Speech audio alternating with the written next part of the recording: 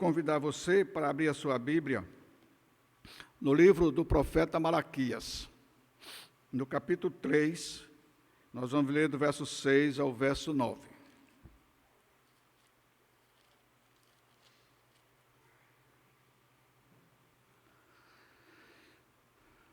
Mesmo sentadinho como estão, vocês me acompanhem nessa leitura.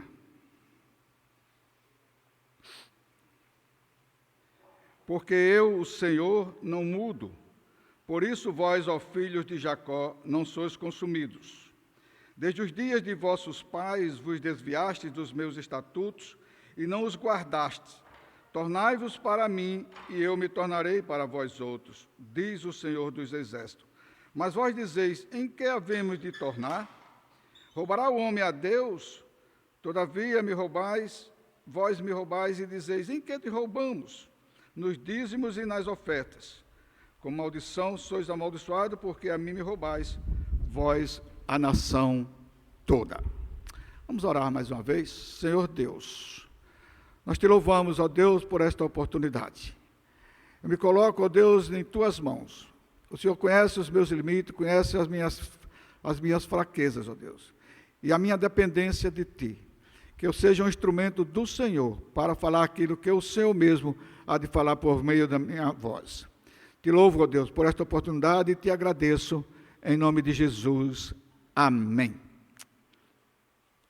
Muito bem, meus irmãos, quando a gente fala ou a gente prega no livro de Malaquias, todo mundo já fica até certo ponto preocupado, porque dizem que a gente vai falar a questão de dízimos.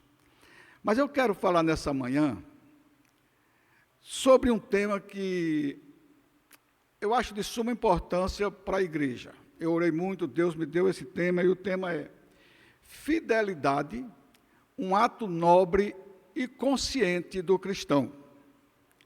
Esse é o tema, fidelidade, um ato nobre e consciente do cristão. Mas antes de eu começar o tema e o texto, deixe-me falar um pouquinho aqui só sobre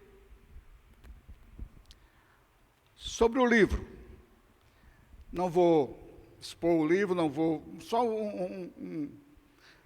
Haviam-se passado cerca de 100 anos da volta do povo do cativeiro da Babilônia para a Palestina. O templo, a cidade de Jerusalém, os seus muros e o segundo templo já haviam sido reconstruídos. Porém, o povo que tinha voltado, já tinha passado por estava vivendo um esfriamento espiritual. Isso depois de ter passado pelo avivamento espiritual, eles agora estavam sofrendo situações difíceis. Nós vamos ver isso lá em Neemias, capítulo 10, a gente vê isso. O povo e os sacerdotes se desviaram e transformaram a sua obediência à lei e o seu culto a Deus em algo frio e mecânico. Eles tinham perdido aquela alegria, aquele prazer de vir até o culto, até o templo, lá em Jerusalém, por exemplo, e adorar a Deus como se deve adorar. Embora relapso na adoração e negligentes quanto ao dízimo que eles negligenciavam, não conseguiam entender o porquê Deus estava descontente com a forma como eles cultuavam ao Senhor. E o que acontecia lá é que a terra não produzia o seu fruto a contento, as pragas, os insetos, principalmente os gafanhotos, eles consumiam as plantações, e eles viviam uma situação difícil, mas eles ainda não estavam entendendo o porquê. Ele era o povo de Deus, o povo chamado do Senhor, o povo escolhido por Ele, por Deus, e eles não estavam entendendo tudo isso. O profeta Malaquias, que significa meu mensageiro, o seu nome, exerceu o seu ministério aproximadamente 460 anos antes de Cristo, depois da volta do povo do cativeiro babilônico. Deus chama Malaquias para levar uma mensagem para aquele povo, uma mensagem chamando a atenção para eles, em relação principalmente à fidelidade deles, não só na questão do dízimo, como se diz propriamente dito, mas também na fidelidade de comportamento, na fidelidade da forma de adorar a Deus, de ir para o culto, de fazer os seus sacrifícios, enfim, em todas as coisas, Deus queria chamar a atenção para essa questão. Eles estavam sendo infiéis a Deus, e para isso Deus chama Malaquias, e Malaquias vai levar essa mensagem para o povo. Se você olhar aqui o versículo 7 do capítulo 3 de Malaquias, deixa eu ver aqui que virou. Se olhar o versículo 7, vai dizer assim: desde os dias de vossos pais, vos desviaste dos meus estatutos, e não guardastes. Tornai-vos para mim, e eu me tornarei para vós outros, diz o Senhor dos Exércitos. Essa era o teor da mensagem, era levar aquele povo, a mensagem daquele povo, para que aquele povo tornasse para Deus. Quando fala em tornar-se para Deus, significa dizer que eles estavam afastados de Deus, mesmo indo para o templo, mesmo indo na consciência deles adorar a Deus. Mas eles estavam afastados e Deus agora chama a sua atenção para que eles, de fato, eles retornem para Deus, porque eles retornando para Deus, Deus retornaria para eles e as coisas começariam a mudar. Eu acho interessante essas coisas, meus irmãos, porque graças a Deus que quando estamos ainda hoje afastando-nos dos princípios de Deus, por algum motivo, por alguma situação, Deus chama pessoas, chama aqueles a quem Ele quer, para levar também uma mensagem de advertência, chamando o povo à realidade daquilo que Deus quer que ele seja. É assim que acontece no dia de hoje, e isso é muito importante para mim, para a igreja, para todos aqueles que se dizem filhos de Deus, porque quando nós estamos saindo do caminho certo, quando nós estamos nos desviando dos preceitos estabelecidos por Deus para a nossa vida, Deus usa alguém, Deus chama alguém para nos trazer uma mensagem de advertência, para chamar a nossa atenção. E eu espero, meus irmãos, que nós possamos entender isso, que essa é uma das verdades que precisamos entender. Em segundo lugar, eu queria falar um pouquinho sobre o tema. O tema que nós vamos falar nesta manhã é fidelidade, um ato nobre e consciente do cristão. Se você prestar atenção, o tema ele fala de duas coisas importantes. Ele fala de fidelidade como um ato nobre e como um ato consciente do cristão. Por que, meus irmãos? Por que isso? Porque se nós não tivermos essa consciência, esse entendimento do que é fidelidade e do que precisamos ser fiéis, do quanto precisamos ser fiéis, nós não vamos conseguir ser fiéis. É por isso que esse tema ele é importante. Ele fala de fidelidade como um ato nobre, mas também ele fala de fidelidade como um ato consciente do cristão. Consciente do cristão. Tem um texto na palavra de Deus, que está lá em Romanos, no capítulo 12, que eu gosto muito desse texto, verso 1 e verso 2, que ele diz assim: rogo-vos, pois, irmãos, pelas misericórdias de Deus, que apresentei o vosso corpo como sacrifício vivo, santo e agradável a Deus, que é o vosso culto racional. E não vos conformeis com este século, mas transformai-vos pela renovação da vossa mente, para que experimenteis qual seja a boa, agradável e perfeita vontade de Deus. O que é que esse texto tem a ver com isso aqui? É porque o texto fala, no princípio, que nós devemos apresentar o nosso corpo como sacrifício vivo, santo e agradável, porque ele é o nosso culto racional. Ou seja, tudo aquilo que envolve o culto, e fidelidade envolve o culto, deve ser feito racionalmente, ou seja, com entendimento, conscientemente daquilo que nós estamos fazendo, daquilo que nós estamos ouvindo, daquilo que nós estamos praticando como filhos de Deus. Precisamos ter essa consciência. E também o texto fala de outra coisa que é muito importante nesse texto de Romanos, que nós devemos ser transformados pela renovação da nossa mente. O que significa isso? É que um dia nós fomos alcançados pela graça de Deus, Deus nos salvou, Deus nos fez uma nova criatura, Deus nos deu um novo entendimento, e agora nós precisamos ser transformados para seguir exatamente aquilo que Deus determina para a nossa vida, o projeto que Deus tem para cada um dos seus filhos. Se não houver essa renovação, essa conscientização, nós vamos seguir ainda como, muitas vezes, como o velho homem, ou seja, não houve de fato um novo nascimento, não houve de fato uma conversão pelo poder regenerador do Espírito Santo, apenas houve uma mudança de lugar, deixamos de estar lá fora e viemos para a igreja. É preciso que nós tenhamos essa consciência, que o nosso culto, aquilo que nós fizemos deve ser com a razão, racionalmente pensando, e deve haver essa transformação na nossa vida, para que nós possamos entender qual é a boa, agradável e perfeita vontade de Deus para cada um de nós.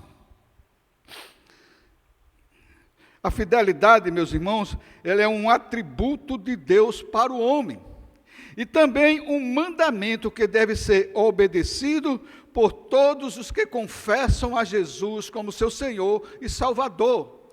Fidelidade não está alheio às demais coisas, fidelidade faz parte da igreja. Se você olhar, por exemplo, Apocalipse, se não me engano, capítulo 2, verso 10, se eu não estou enganado, na parte C do versículo diz que sejam fiéis até a morte. Ou seja, a fidelidade, ela faz parte, é algo importante para a nossa vida.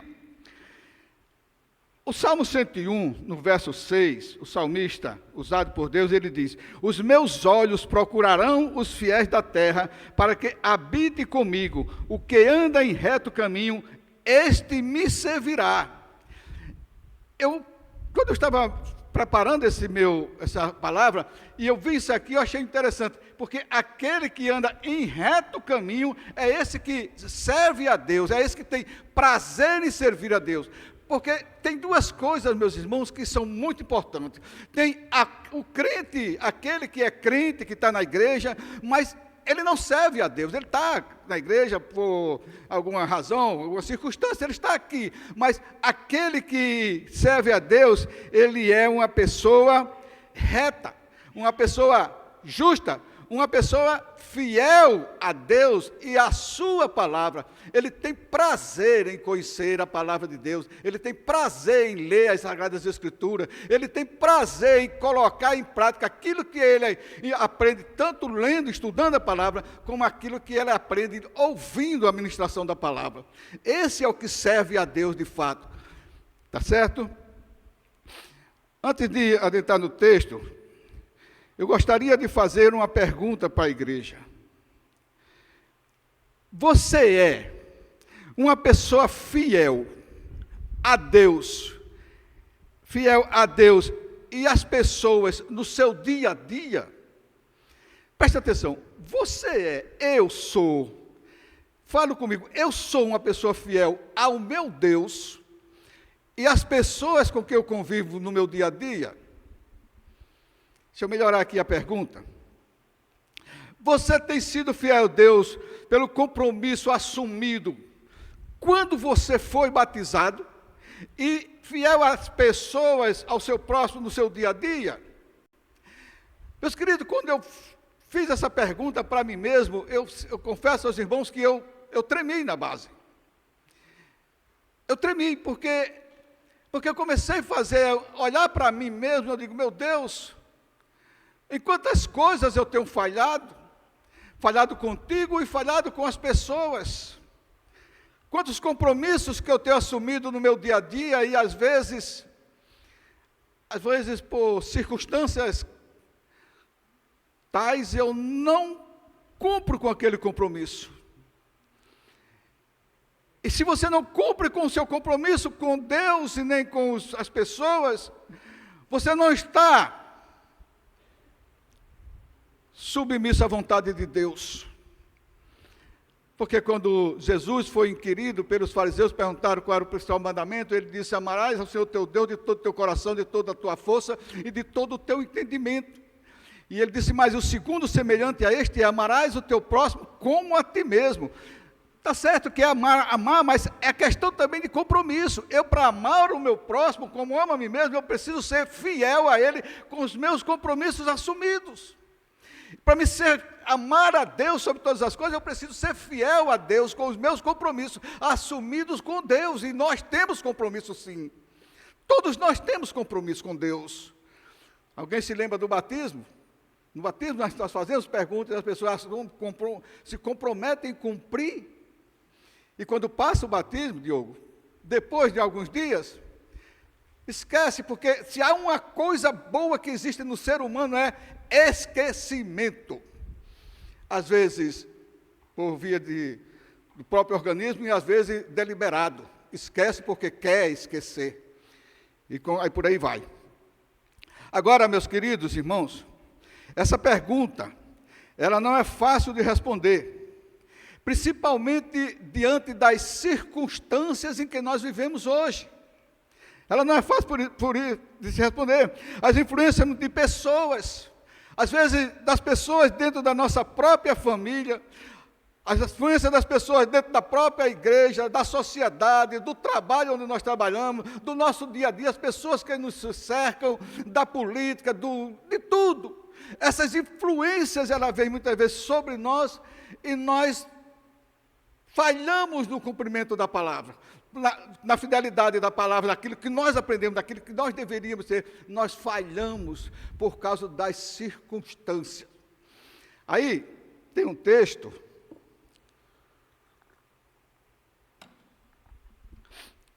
do profeta Isaías. Abra Isaías capítulo 6, por favor.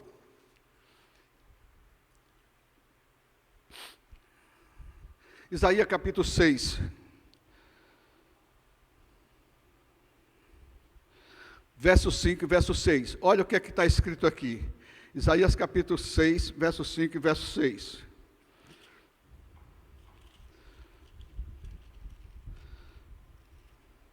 Todos encontraram? Olha o que é que diz o texto.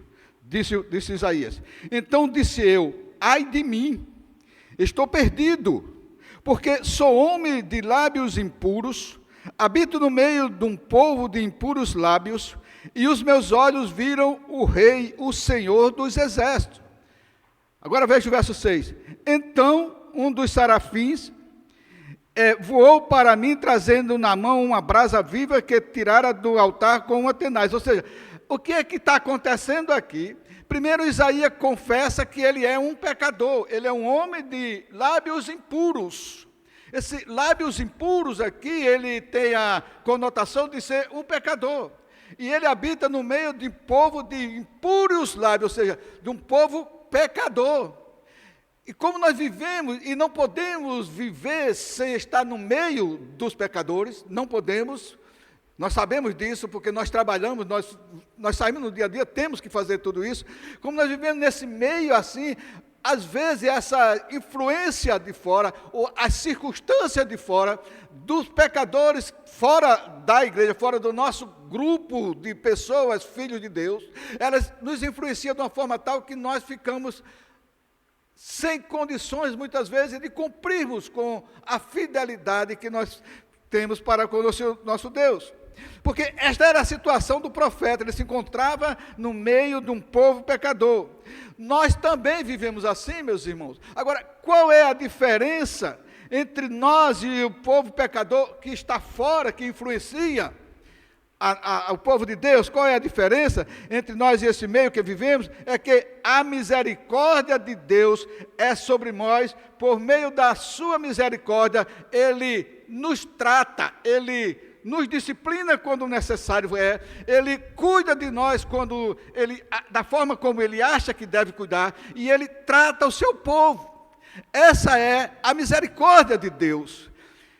Eu acho interessante isso aqui, porque no verso 6 que eu li, Isaías vai mostrar que Deus faz esse tratamento quando ele disse assim: então um dos serafins voou para mim, trazendo na mão uma brasa viva que tirara do altar com uma tenaz, com a brasa tocou na minha boca e disse: eis que ela tocou os teus lábios, e tua iniquidade foi tirada, e perdoado os teus pecados. Meus queridos irmãos, muitas vezes nós precisamos, se faz necessário que Deus use, não uma tenaz como aqui, mas Deus use de alguma coisa para chamar a nossa atenção, para que Deus nos discipline da forma como Ele quer. Muitas vezes é para chamar a nossa atenção, é para dizer, olha, volta, tornai-vos para mim, porque assim eu me tornarei para vós outros. Então, precisamos entender isso, que como é necessário muitas vezes que Deus chame a nossa atenção, dê um puxavante de orelha, para que nós possamos retornar para Ele, sermos fiel a Ele, andarmos segundo a vontade dEle e vivermos para a glória dEle. Você se lembra daquele texto de 2 Coríntios 10, verso 31, que diz, portanto, quer comais, quer bebais, ou façais outra coisa qualquer, fazei tudo para a glória de Deus. Muitas vezes, meus irmãos, nós estamos fazendo tudo para a glória de Deus. Às vezes nós estamos fazendo algumas coisas para a nossa própria glória, ou para a glória de alguém, de pessoas, e deixando de fazer tudo para a glória de Deus. É por isso que é preciso renunciar muitas vezes de coisas que são agradáveis para nós, para podermos fazer a vontade do nosso Deus. Que Deus nesta manhã trate os nossos pecados aqui. Observe, meus irmãos, que o perdão é para aquele que serve ao Senhor. Ser fiel quando tudo está bem é fácil. Agora, ser fiel quando as circunstâncias nos atingem, quando os problemas vêm sobre nós, quando as nossas vontades não são feitas, quando as nossas orações não são atendidas, quando os nossos desejos não produzem frutos, é difícil ser fiel. É difícil ser fiel. Mas é isso que Deus quer de nós. Tem um texto da palavra de Deus, e eu quero convidar você a ir para lá novamente, para Romanos, para Provérbios, aliás, Provérbios capítulo 3, para nos ajudar a entender isso aqui. Provérbios capítulo 3.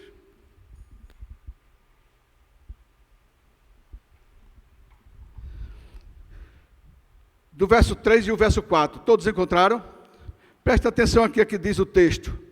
Não te desamparem a benignidade e a fidelidade. Ata-as no teu pescoço, escreve-as na tábua do teu coração, e acharás graça e boa compreensão diante de Deus e dos homens. Vamos ver o que é que isso aqui pode nos ensinar. A primeira coisa que eu vejo aqui, quando a palavra de Deus diz, não desampare a benignidade e a fidelidade, eu vejo aqui uma dependência. Ou seja, o cristão verdadeiramente convertido, ele depende da bondade, da misericórdia e da fidelidade. Essas coisas devem estar arraigadas em nosso coração. Ela deve fazer parte da nossa vida. Por quê? Por exemplo, o que é bondade? Nós podemos resumir bondade, por exemplo, sendo coisa boa, benignidade, coisa boa, misericórdia, sendo atos de justiça. Meus amados irmãos, nós cristãos, nós que fomos escolhidos por Deus, conforme diz Efésios capítulo 1, verso 4, quando diz que Ele nos escolheu para sermos santos e irrepreensíveis, nós precisamos ser bons, pessoas boas, boas na nossa casa com a nossa família, boas na nossa rua onde nós moramos, boas na nossa comunidade, boa para a sociedade, ou seja, nós precisamos fazer a diferença. E nós precisamos também, meus irmãos, ser misericordioso. O que é ser misericordioso? É a pessoa que se compadece do outro, é a pessoa que é capaz de dar a vida pelo outro. Isso é muito difícil, mas é assim que a palavra de Deus diz. Por exemplo, vem aqui na minha mente agora, quando você olha João 3,16, por exemplo, diz que Deus amou o mundo de uma tal maneira que deu o seu Filho unigênito para que todo aquele que nele crê não pereça, mas tenha a vida eterna. Esse foi o amor de Deus para conosco. Agora, qual é o nosso amor para com o próximo, com aquele que está na rua, ou com aqueles que estão ao nosso redor? Aí você olha aí 1 João capítulo 3, verso 16. 1 João capítulo 3, verso 16, olha aí para ver o que diz.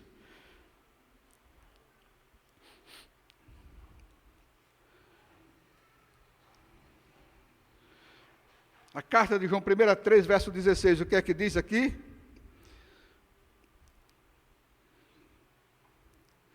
Nisso, não sei se você encontrou, 1 João capítulo 3, verso 16. Nisso conhecemos o amor, que Cristo deu a sua vida por nós, e devemos dar a nossa vida pelos irmãos. Você seria capaz de ler esse versículo comigo, todo mundo junto, para que fosse bom som, ficasse gravado aí, para quem está em casa ouvir? Vamos lá, todo mundo? Nisso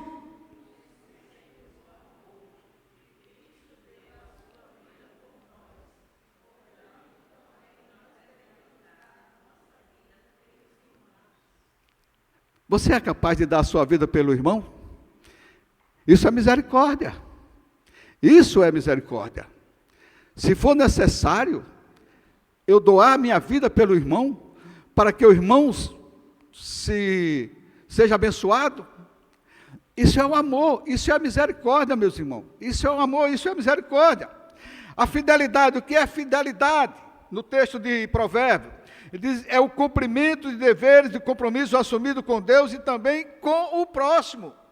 Isso é fidelidade. Cumprimento de compromissos assumidos com Deus e com o próximo, com as pessoas. Às vezes, meus irmãos, eu fico triste quando eu tomo conhecimento de coisas que, por exemplo, a gente vai numa loja e a pessoa diz, você é crente? É, não vendo não, porque os crentes não pagam. Isso é triste. Isso é triste. Para aquele que ama a Deus, que tem Deus no seu coração, isso é triste. É uma palavra bem popular, isso é uma bofetada que nós recebemos. Saber que os nossos irmãos não são fiéis. Mas o texto de Provérbios continua, fidelidade. Aí ele diz assim, ata-as no teu pescoço, escreve na tábua do teu coração. Ata, o quê? A bondade, a benignidade e a fidelidade deve ser atada no nosso pescoço e escrita na tábua do nosso coração. Por que ela deve estar escrita na tábua do nosso coração? Eu fiquei pensando sobre isso. Porque se ela estiver escrita somente no papel, pode borrar, pode molhar, pode se acabar. Mas no meu coração ela fica para sempre. Tanto é que no Salmo 119, no verso 11, ele diz assim, guardo a tua palavra no meu coração para não pecar contra ti. Essa igreja precisa guardar a benignidade e a fidelidade no seu coração para não pecar contra Deus. Para não pecar contra Deus. E o texto de Provérbios, ele encerra dizendo, e acharás graça e boa compreensão diante de Deus e dos homens. Quando eu estava lendo isso aqui, eu fiquei pensando, meu Deus, como é isso aqui? Como é que eu vou entender isso aqui? Então eu me lembrei de uma história, a história de um homem, esse homem é Noé. Olhe lá comigo, Gênesis capítulo 6, verso 8 e verso 9, por favor.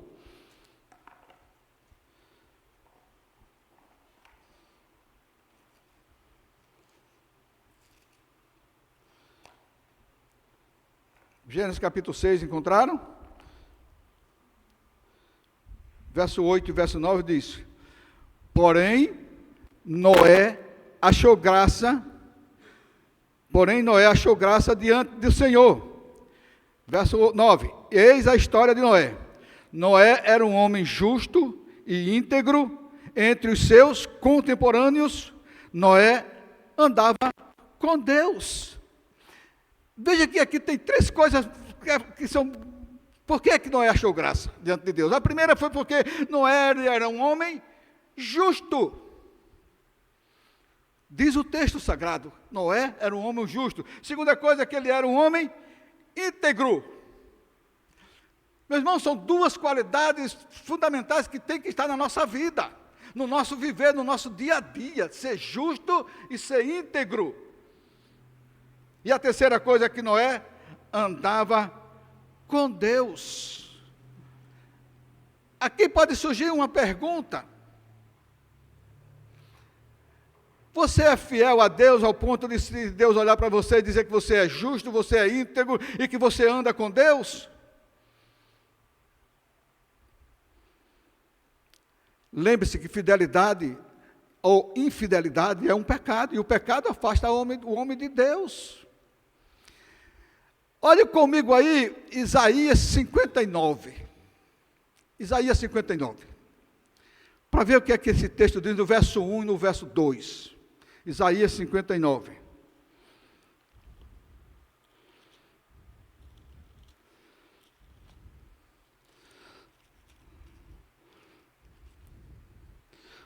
Todos encontraram?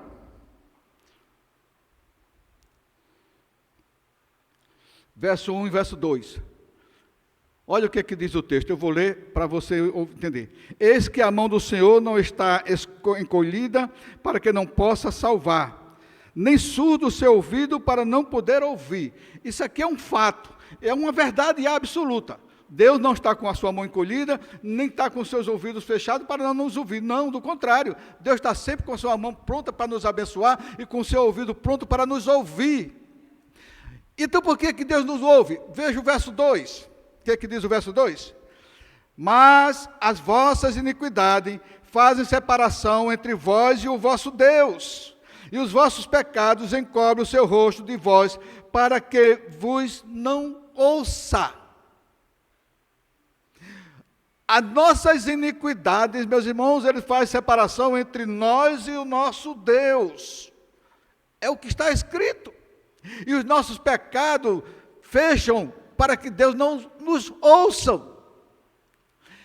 Lembrando que infidelidade é um pecado. Se você é infiel a Deus, se você é infiel ao seu próximo, se você é infiel em qualquer coisa, você está em pecado, você está inserido nesse texto, versículo 2 de Isaías 59.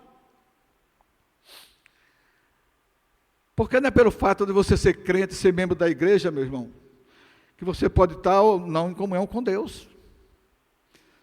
Por ser membro da igreja não significa dizer que você está em plena comunhão com Deus. Não.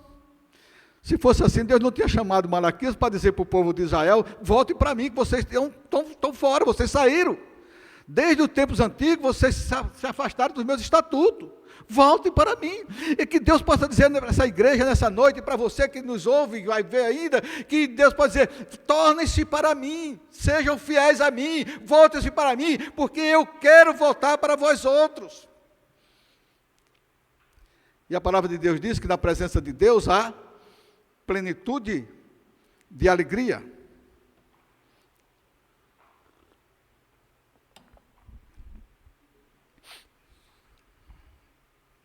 A história de Noé, meus irmãos, ela parece com a história de Isaías, aquela que eu falei há pouco tempo, quando ele disse que era um pecador, e ela parece também com a nossa história. Por que ela parece?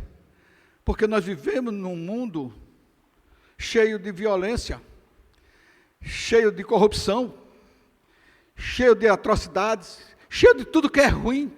Nós vivemos nesse mesmo mundo, do mesmo jeito que Noé viveu aqui. Se você olhar Gênesis capítulo 6, verso 11, vai dizer que Deus viu que a terra estava cheia de violência e corrompida. Mas naquela geração, daquele mesmo jeito, do jeito que aquele povo vivia, havia um homem que Deus olhou para ele e achou graça diante de Deus, porque ele era íntegro, justo e andava com Deus. Que você possa ser um Noé dessa igreja, ser um justo, íntegro e ande com Deus, para que o mundo veja, para que você seja luz nesse mundo tenebroso em que nós vivemos.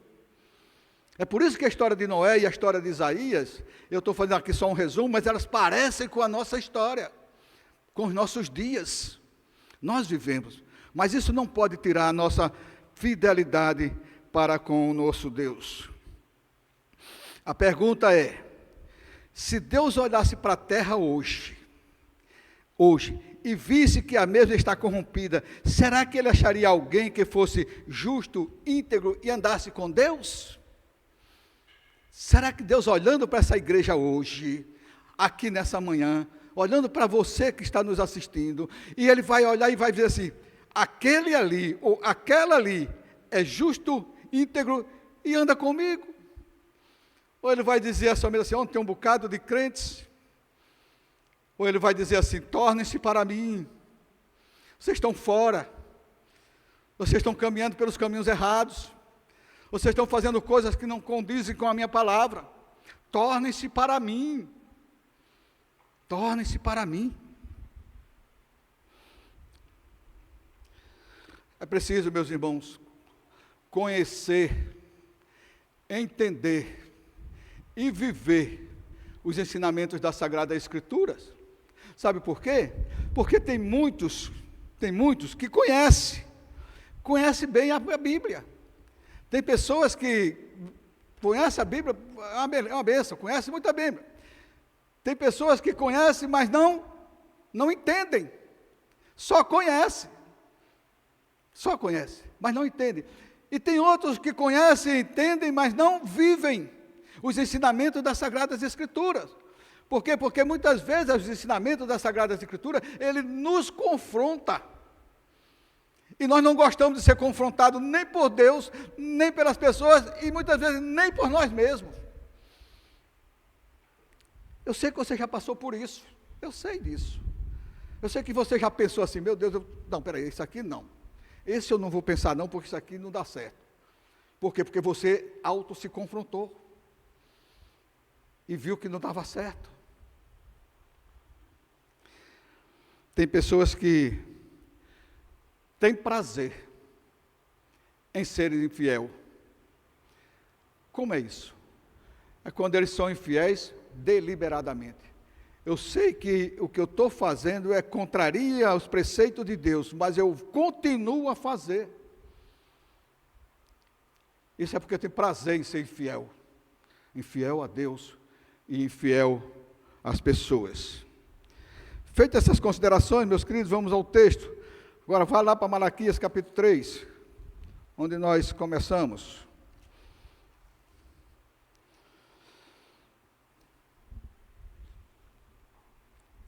Malaquias capítulo 3. O texto, meus irmãos, que lemos para a nossa meditação, se reporta a um tempo difícil em que o povo de Israel estava vivendo, em decorrência da sua infidelidade para com o Senhor, seu Deus. Eu quero mostrar aqui uma coisa para vocês, o seguinte, que muitas coisas acontecem na nossa vida e nós passamos por períodos difíceis de adversidades e nós criamos certas coisas a respeito disso, mas muitas dessas coisas elas acontecem por causa da nossa infidelidade, não pela fidelidade de Deus, porque Ele é fiel e justo para nos abençoar, para perdoar os nossos pecados. Agora, as nossas infidelidades, elas fazem essa separação de Deus, elas tornam-se uma barreira e as coisas ficam difíceis para nós. Por esta razão, por causa dessa infidelidade, Deus chama o profeta Malaquias e o envia com essa mensagem, a mensagem de chamar a atenção à igreja. E é isso que Deus está fazendo aqui nesta manhã, chamar a atenção desta igreja, para que essa igreja seja fiel a Deus, e fiel às pessoas que nos cercam, para que as pessoas olhem para nós, e elas digam, ali é um homem de Deus, ali é uma mulher de Deus, ali é diferente, eu queria ser como ele, como ela. Mas não ser daquelas que se envergonham, aquele é crente, Deus me livre. Ser crente como esse aqui, Deus me livre. Nós precisamos disso, meus queridos irmãos. Deus está falando por meio do profeta que tinha ocorrido com o povo desde os tempos antigos. Desde os tempos antigos tinha ocorrido com eles. Eles andassem, eles foram, que eles não haviam cumprido. Nós temos a obrigação diante direitos e deveres para cumprirmos. Todo crente em Jesus, todo filho de Deus, todo membro de uma igreja, ele tem direito e deveres e obrigações para cumprir. Cumprir primeiro com Deus, depois com a igreja do Senhor Jesus e saindo com os demais. Nós temos esse dever. Por exemplo, um dos deveres, Mateus capítulo 28, verso 18 ao 20, o que é que está escrito ali? Jesus disse assim, todo poder me foi dado, tanto no céu como na terra. Todo poder pertence a Ele, pertence a Deus. Aí ele, no verso 19, ele diz: ide, portanto, fazeis discípulos de todas as nações, batizando-as em nome do Pai, do Filho e do Espírito Santo. Essa é a missão, é ir, é fazer discípulos. E o verso 20 ele diz: ensinando-os a guardar todas as coisas que eu vos tenho ordenado. Ainda no verso 19, e no verso 20 ele diz: e eis que estou convosco todos os dias, até a consumação do século. Isso é um dever nosso, meus irmãos, fazer discípulo. O que é fazer discípulo? É pregar o evangelho, é sair, é convidar, é trazer pessoas para ouvir a palavra do Senhor, para participarem do culto. E não só isso, é trazer essas pessoas e se encarregar de ser um discipulador dela. Ensinar a ela, não as coisas que nós gostaríamos. Eu quero que você seja assim, porque na igreja eu sou assim, seja igual a mim. Não, é ensinar todas as coisas que Jesus ordenou. E para entender o que Jesus ordenou, olha a Bíblia. Olha a Bíblia. Por exemplo, só uma coisinha rápida. Efésios capítulo 5, verso 24. Aquele que mentia, não minta mais. Verso 27, aquele que roubava, não roube mais. Nós precisamos ensinar essas coisas para as pessoas. Isso é um dever da igreja. A igreja precisa fazer isso, fazer discípulo e ensinar todas as coisas que Jesus tem ordenado, para que o mundo seja salvo por ela. Esse mundo, meus irmãos, está nesse turbulação que está. Grande parte de culpa é da igreja, por dois motivos. O primeiro é que a igreja se acomodou. A igreja não saiu, não foi atrás, não foi buscar as ovelhas perdidas, como Jesus disse: eu vim para buscar as ovelhas perdidas de Israel, e Jesus saía pelos montes, por todo canto procurando. Nós nos acomodamos, achamos bom, que coisa boa estar aqui nesse templo. E a segunda coisa, meus irmãos, que esse mundo está virado desse jeito, foi a corrupção que entrou no evangelho, nos templos. A influência, o mundo está influenciando a igreja, quando a igreja deveria ser a influenciadora do mundo. Eu não sei aqui, pastor, que já faz tempo que eu saí, mas por onde eu tenho andado, a gente tem visto que o mundo tem influenciado muito a igreja. As pessoas estão mais assim, ávidas às coisas mundanas do que às coisas da igreja. Isso é perigoso, meus irmãos. Isso leva esse mundo ao caos. Isso não deixa Deus satisfeito. E é por isso que Deus está castigando esse mundo, esse Brasil, esse Estado, esse povo. As atitudes deles, pessoal de Israel, em relação à infidelidade no cumprimento dos estatutos determinados por Deus para com este andarem por eles, não foram cumpridos. Que atitudes foram elas? A primeira, na forma de culto. Eles iam para o culto. Olha em Malaquias capítulo 1. Malaquias capítulo 1, verso 6. O filho honra o pai e o servo a seu senhor. Se eu sou pai, onde está a minha honra? E se eu sou senhor, onde está o respeito para comigo? Só até aí. Deus está chamando a nossa atenção, porque nós honramos os nossos pais, e se Deus é o nosso pai, nós sabemos disso, que Ele é o nosso pai celestial, nós oramos assim: Pai, Ele mesmo, Jesus nos ensinou: Pai nosso que estás no céu, santificado seja o teu nome. Ele é o nosso pai, e Ele está perguntando: onde é que está a nossa honra para o Pai celeste? Onde é que está a nossa honra? E Ele diz mais: o servo, se eu sou o servo honra, se eu sou o Senhor, onde está para mim onde está o respeito para comigo? Onde está o respeito nosso para com Deus? Se nós respeitássemos a Deus, meus irmãos, a nossa forma de proceder, principalmente quando nós entramos no templo, é óbvio que isso aqui não deve ser idolatrado, que é só bonito, mas isso aqui não vale nada. Mas é aqui nesse lugar que Deus escolheu para que esse povo se reúna. Se eu tivesse respeito por Deus, eu entraria aqui, eu colocaria de joelho, ou não, eu me sentava e ia orar, ia ler a palavra de Deus silenciosamente, porque a Bíblia diz: cale-se diante dele toda a terra.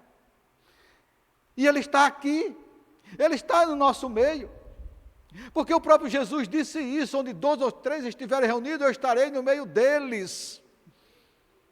Ele está aqui. Cadê o respeito para com o nosso Deus? Eu fico triste muitas vezes, e um dia desse eu teve até um certo aborrecimento por causa disso. A gente fica pregando, tem um trabalho para fazer, ora tanto, pede tanto a Deus sabedoria dos céus, pregando, enquanto o irmãozinho está lá, no Facebook, não sei o que, olhando as mensagens. Isso é de respeito, meu irmão, isso é de respeito, isso é falta de fidelidade para com Deus. O culto é o momento de se adorar a Deus, unicamente de adorar a Deus. Aí Deus diz: onde está o respeito para comigo?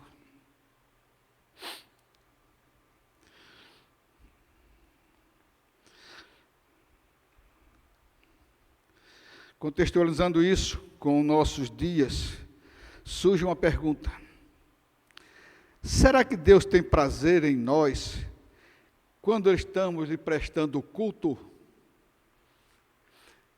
Será que Deus, nesse momento, meus irmãos, agora, nesse instante, Ele é onisciente, Ele é onipresente, Ele é onipotente, Ele está em todo lugar, Ele está aqui. Ele está me vendo, a minha pessoa física, mas Ele está vendo o meu coração, o seu coração. E não só o seu coração, Ele está entendendo até o seu pensamento. O que é que Deus, nesse momento, está entendendo da sua adoração aqui no culto? Desde o momento que você chegou até agora. Como é que Deus vai entender isso? Como é que Deus vai ver isso? Entender não, como é que Ele vai ver isso em você? Ou Ele vai fazer como Paulo disse com os Gálatas, se não me engano, chamando eles de hipócritas. Às vezes nós somos hipócritas, meus irmãos. Às vezes nós somos hipócritas. Nós vamos para o culto para se encontrar com alguém, para conversar com alguém, porque meu pai vai, minha mãe vai, meu filho vai, alguma coisa nesse sentido. Mas nós não vemos com o propósito absoluto de adorar a Deus. Porque se nós viéssemos com esse objetivo só de adorar a Deus, muitas coisas na igreja mudariam. A glória de Deus se manifestava aqui. A glória de Deus.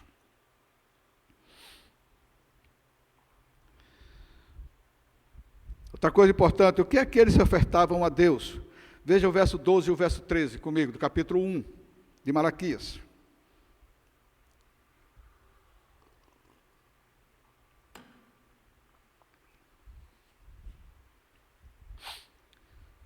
Verso 12 e 13. Veja o que é que diz aqui. Mas vós o profanais quando dizeis a mesa do Senhor é imunda, e o que nela se oferece, isto é, a sua comida, é detestável. E dizeis ainda: que canseira! E me desprezais, diz o Senhor dos Exércitos. Vós ofereceis dilacerado, e o coxo, e o enfermo. Assim fazeis a oferta, aceitaria isso da vossa mão? Diz o Senhor. É lógico, meus irmãos, e é óbvio que nós não estamos trazendo para a igreja ofertas desse tipo. Nós não fazemos esse tipo de sacrifício, nós não fazemos isso aqui. Mas nós trazemos as nossas ofertas sim, não estou falando oferta financeira não, eu estou fazendo oferta da minha vida, oferta daquilo que eu tenho, do meu dom, do meu talento, da minha vontade, do meu amor, daquilo que eu posso fazer, para o engrandecimento do reino de Deus. O que é que eu posso fazer? O que é que você pode fazer? Qual é a oferta que você pode dar para Deus? Por exemplo, quando você sair daqui e chegar em casa, ligue para várias pessoas que você sabe que não são crentes, não são evangélicos, e convide-o para vir de noite para a igreja. Isso você pode fazer. Isso eu posso fazer.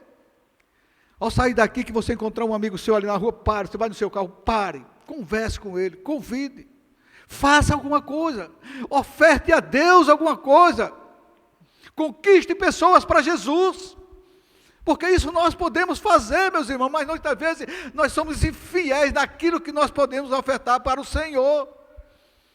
Nós somos infiéis. Que essa igreja possa ser fiel ao Senhor em todos os seus aspectos. É importante se entender, meus irmãos, que para Deus nós devemos oferecer o melhor da nossa vida, o melhor dos nossos bens, o melhor dos nossos talentos, dos nossos dons, da nossa sabedoria, daquilo que Deus nos deu. Nós precisamos oferecer o melhor para Deus. Será que nós fazemos isso? Eu não sei qual o motivo, nem por que razão, mas eu chego aqui e vejo somente Gustavo tocando violão. Será que não tem mais ninguém que pudesse desenvolver o seu dom, os seus talentos? Será? Não sei, eu não quero me envolver com isso aqui, mas eu só estou citando um exemplo.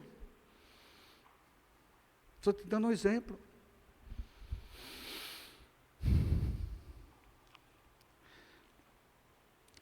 Eu quero mostrar para você um exemplo de uma oferta que eu acho interessante. Vamos voltar um pouquinho lá no livro de Gênesis, agora, por favor. Horário. Volta 10. Vamos voltar um pouquinho para o livro de Gênesis, capítulo 4. Só para a gente ver essa questão de oferta aqui. Capítulo 4, versos 3 ao 7, o que diz?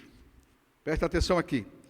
Aconteceu que no fim de uns tempos, trouxe Caim do fruto da terra uma oferta ao Senhor. Abel, por sua vez, trouxe das primícias do seu rebanho e da gordura deste. Agradou-se o Senhor de Abel e de sua oferta. Ao passo que Caim de sua oferta não se agradou. Irou-se, pois, sobremaneira Caim e descaiu-lhes o semblante. Então lhe disse o Senhor: por que andais irados e por que descaiu o teu semblante? Se procederes bem, não é certo que serás aceito? Se todavia procederes mal, eis que o pecado jaz à porta, o seu desejo será contra ti, mas a ti cumpre dominá-lo. Presta atenção nisso aqui, meus irmãos. Os dois eram irmãos, os irmãos sabem disso, e os dois levaram as suas ofertas. Os dois foram até o Senhor e levaram as suas ofertas. Qual é a diferença? Aonde está a diferença disso aqui? É na oferta em si? Primeiro lugar, a oferta, a diferença está no ofertante, na motivação. Deus ama aquele que dá com alegria, não aquele que oferta por obrigação.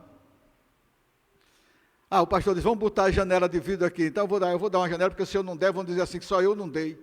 Não dê, meu irmão, não dê. Pastor, eu quero dar, não vou dar uma, não vou dar duas. É o meu prazer.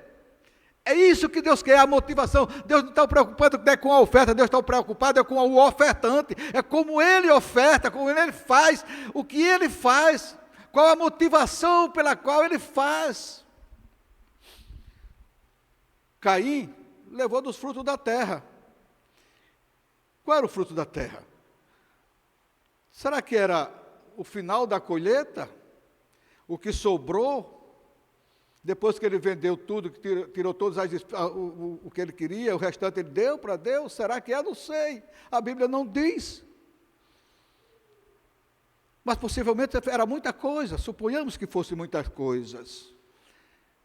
Qual foi a oferta de Abel? Abel tirou da primícia do seu rebanho. O que é a primícia? É o melhor que ele tinha. E da gordura deste. Podia ser um carneirinho pequeno, mas era o melhor que ele tinha. Ele deu para Deus, ele levou.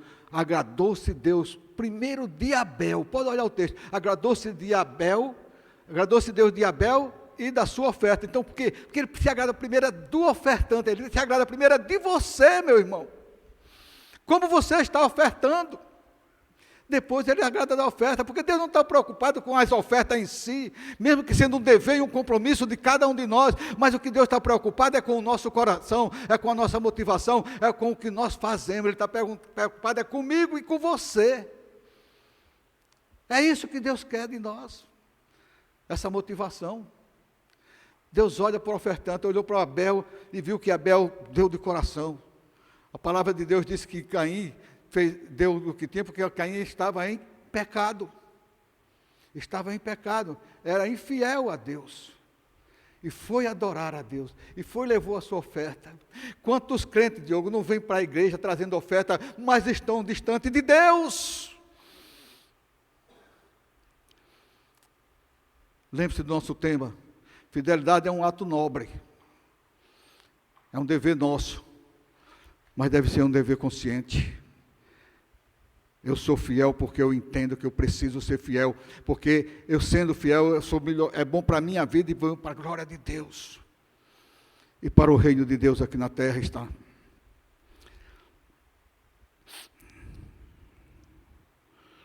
Aplicando isso na nossa vida, meus irmãos, não importa o tamanho ou a quantidade da oferta, e sim a motivação pela qual nós estamos ofertando.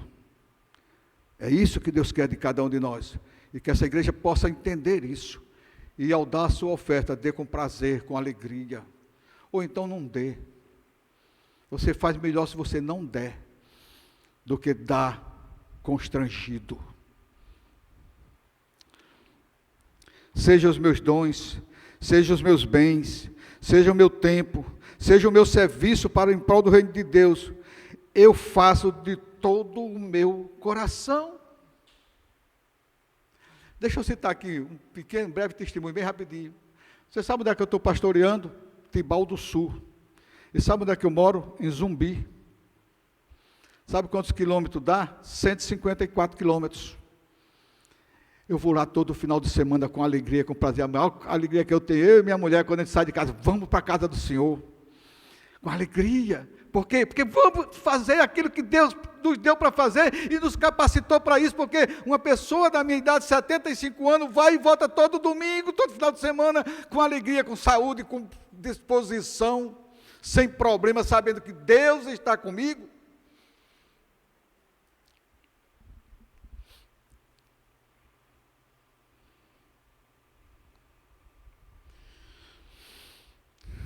Quero fazer aqui uma observação. Enganar as pessoas é muito fácil. Ser infiel com as pessoas é fácil, até enganá-las. Mas enganar a Deus é impossível. É impossível. Você pode enganar o pastor. Você pode vir aqui no gasofilácio, parte do seu dízimo, botar aqui, dizer que deu dízimo. Você pode estar enganando. Mas você não está enganando a Deus. Não está enganando a Deus, porque enganar a Deus é impossível.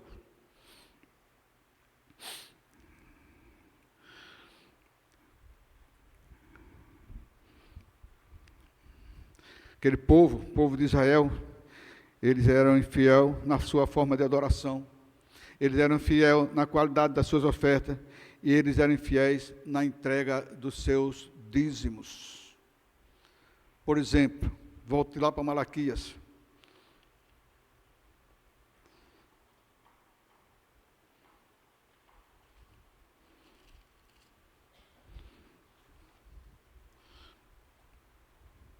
Capítulo 3. Olhe comigo aqui o verso 10, o que é que ele diz. Segura aí. 3, verso 10, o que é que diz? Trazei todos os dízimos na casa do tesouro, para que haja mantimento na minha casa. Provai-me nisto, diz o Senhor dos Exércitos, se eu não vos abrir as janelas do céu e não derramar sobre vós bênçãos sem medida. Trazei todos os dízimos significa dizer, quando Deus diz trazei todos os dízimos, significa dizer que eles estavam levando o dízimo, só não estavam levando todo. Quanto é o dízimo? É 10% daquilo que nós ganhamos, meus irmãos.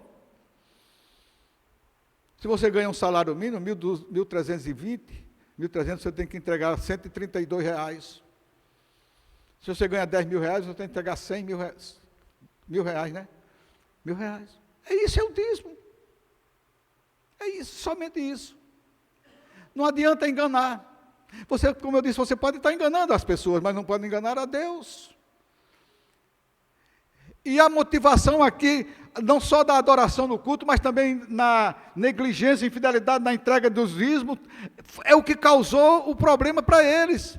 Quando o texto 10 diz que fazem prova de mim se eu não abrir a janela do céu, é porque estava havendo uma seca tremenda, essa plantação não estava produzindo. Eles não tinham produto da terra por causa da seca. Aí Deus está dizendo, se vocês forem fiéis a mim na adoração, no louvor, em tudo, eu vou abrir a janela do céu e derramar sobre vós bênçãos sem medida. Que janelas são essas? Eu vou mandar a chuva. E a chuva vai dar produto, a terra vai produzir. E a terra produzindo, a vida melhora. Ainda hoje é assim. E no verso 11, Deus complementa dizendo no verso 11, 3:11, ele diz assim, por vossa causa repreenderei o devorador, para que não vos consuma o fruto da terra. A vossa vida no campo não será estéril, diz o Senhor dos Exércitos. Quem era esse devorador? Eram os insetos, principalmente o gafanhoto, aquele que está lá em Joel, por exemplo. Era eles que consumiam os frutos da terra. Deus está dizendo, por causa de vocês, ou seja, se vocês forem fiéis, eu vou repreender o devorador, porque Deus é o Senhor de tudo, Ele está sobre tudo, Ele tem o poder sobre tudo. Ele repreenderia o devorador, dependia da fidelidade daquele povo. Aí, estou encerrando. Você pode perguntar, mas pastor, o que é que eu tenho a ver com isso, com o campo? O que é que eu tenho a ver com isso? E eu te diria, tem muita coisa a ver. Porque aqui, Deus está falando para o povo dele, para o Israel de Deus, e nós fazemos parte desse Israel de Deus, nós somos o povo de Deus, Deus está falando conosco. Primeira coisa. Segunda coisa, se a igreja, de um modo geral, não me refiro só à igreja aqui de Pirangi, a igreja de Jesus Cristo, a igreja militante de Jesus Cristo desse mundo fosse fiel a Deus, Deus abria a janela do céu, não havia seca, havia produtos, e quando há produtos, baixa a inflação, aí chega para nós, porque a roupa que você veste, o calçado que você calça, a comida que você come, tudo que você tem, vem da terra, é de lá que vem, é do campo. Até os enlatados que nós comemos vêm da terra. Porque se o enlatado for de carne de boi, não há boi se não há pasto. Se não tiver pasto. A igreja precisa ser fiel para que Deus abra a janela do céu lá no campo e lá produza, para que a tomate baixe, o repolho baixe, o pimentão baixe, a laranja baixe, tudo. Porque há abundância de frutos da terra. Igreja do Senhor Jesus, seja fiel ao seu Deus, para que Deus lhe abençoe. Igreja de Pirangi, se estiver fora do Senhor, torne-se para Deus, porque Ele se tornará para vós outros, em nome de Jesus. E eu quero encerrar, concluindo, deixando para você 3 perguntas para a sua meditação. 3 perguntas. A primeira é, o nosso culto agrada a Deus? Pergunte a você mesmo. A minha forma de cultuar a Deus agrada a Deus? Ou apenas tornou-se uma coisa rotineira e mecânica? A gente vem porque está acostumado a vir. Pense nisso, meu irmão. Medite nessa pergunta. A segunda pergunta é, como estamos ofertando a Deus? Será que ofertamos o melhor que nós temos, o melhor da nossa vida, o melhor dos nossos talentos, o melhor dos nossos dons, o melhor dos nossos bens, o melhor de tudo que nós temos, como Abel fez, ele ofertou o melhor? Será que nós estamos ofertando ou estamos fazendo como Caim, levando qualquer coisa? Ou fazendo qualquer coisa? E a terceira pergunta, meus irmãos, que eu quero que você medite também nela é, somos fiéis na entrega dos nossos dízimos? Somos fiéis? Reflita sobre isso, em nome de Jesus. Pense em você mesmo. Pense em você mesmo. Não responda para ninguém. Responda para você mesmo. Em nome de Jesus. Que Deus nos abençoe. E lembre-se, fidelidade é um ato nobre e consciente do cristão. Deus abençoe a todos em nome de Jesus. Amém.